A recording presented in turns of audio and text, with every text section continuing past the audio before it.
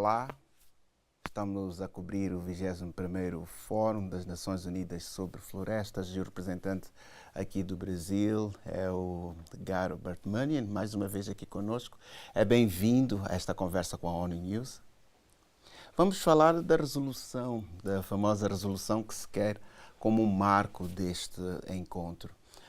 Primeiro, como é que os países estão neste ambiente, tanto que marca o início das discussões e dos debates?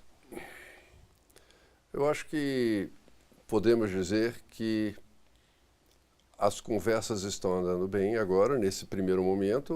Os países estão fazendo suas declarações.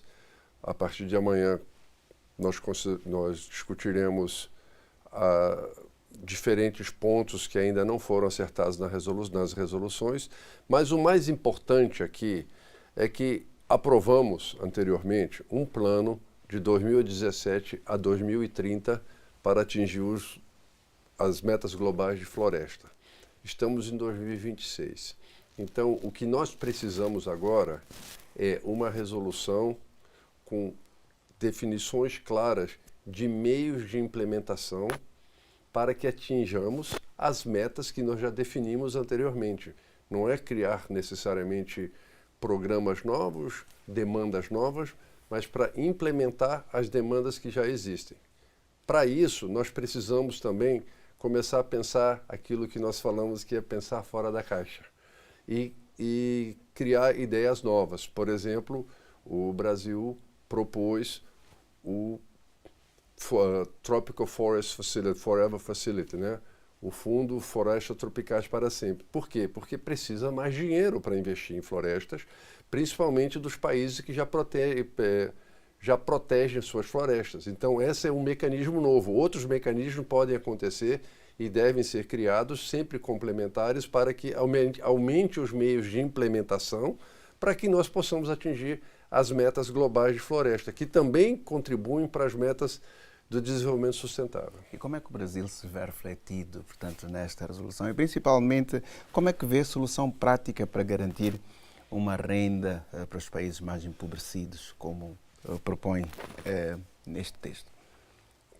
Temos que pensar localmente no país, né, e também globalmente. Do ponto de vista nacional, nós passamos a reconhecer que quem vive na floresta, por exemplo, contribui para a sua proteção. Então, nós criamos um programa chamado Bolsa Verde, que paga para aqueles que moram nas florestas, são mais de 6 mil famílias, e ele já deve dar umas 8 mil famílias, não, 67 mil famílias, desculpe, que já vem recebendo um pagamento à família mensalmente pelo serviço que ele, por estar na floresta, onde está mantendo a floresta em pé.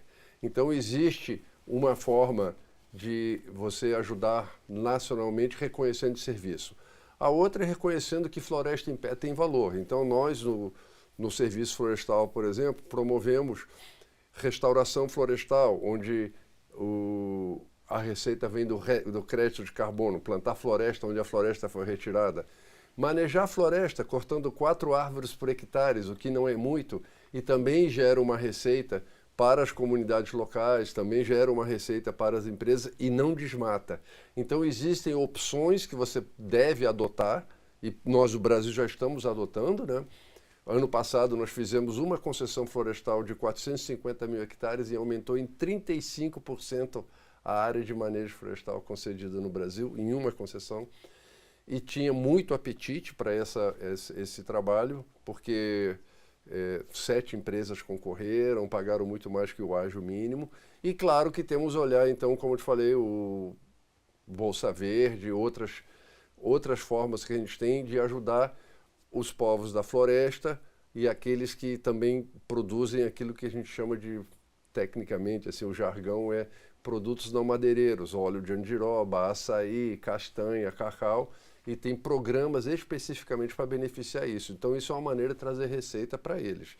Mas, do ponto de vista geral, para combater o fogo, para poder combater a criminalidade, etc., você precisa de um volume maior de recursos, e para isso, programas como o que a gente, iniciativas como a gente propôs, que é o Fundo Florestas Tropicais para Sempre, é uma solução porque traz uma renda garantida todos os anos para o país, para ele duplicar, triplicar o dinheiro, o investimento que hoje em dia os ministérios do meio ambiente fazem, não só no Brasil, mas em todos os países florestais que já têm a taxa de desmatamento baixa.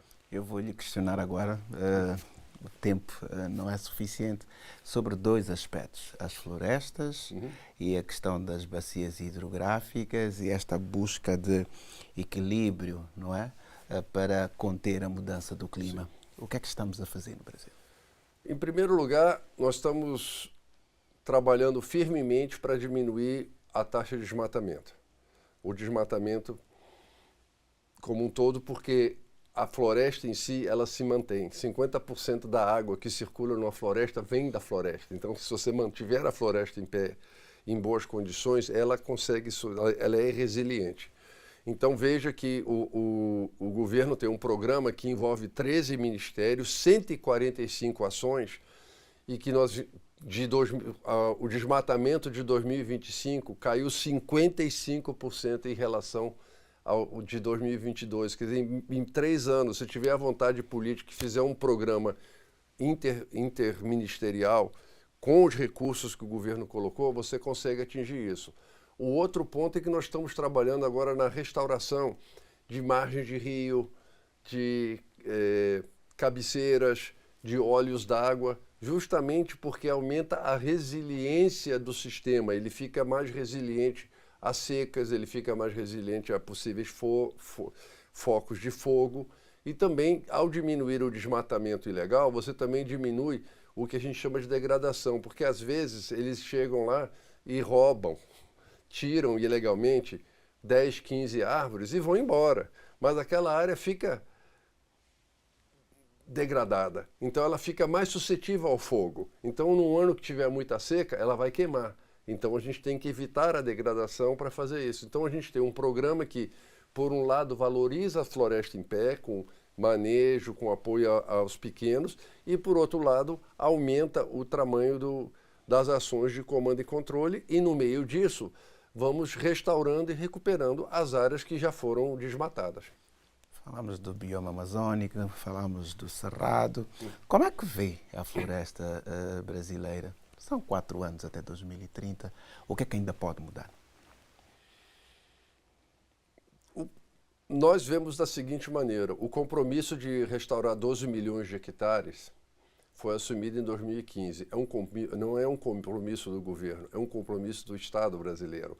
Faz parte das nossas contribuições, da contribuição nacional determinada pelo Brasil para 2030. A meta de diminuir o desmatamento, de acabar com o desmatamento em 2030, também não é uma meta do governo, são programas de Estado, são compromissos que a gente assumiu com convenções internacionais. Então, e esses programas estão muito bem instalados. E se a gente continuar a receber e tiver recursos novos vindo, não vejo motivos para terminar um programa. Por exemplo, as concessões florestais continuaram. Nós estamos fazendo concessão desde 2010, vários governos mudaram, mas as concessões não acabaram. Ninguém cancelou uma concessão, ninguém reviu uma concessão. Então, eu acho que os programas bem-sucedidos que estão gerando resultados devem continuar e fazem parte de um compromisso que o Estado brasileiro assumiu como um todo e não só um governo. Claro que politicamente um governo pode investir um pouco mais, dar mais ênfase, mas eu acho que nós vamos chegar lá. Garo Bartmann, chefe do Serviço Florestal Brasileiro, muito obrigado por esta presença aqui na ONU News. Muito obrigado por ter-me de novo aqui.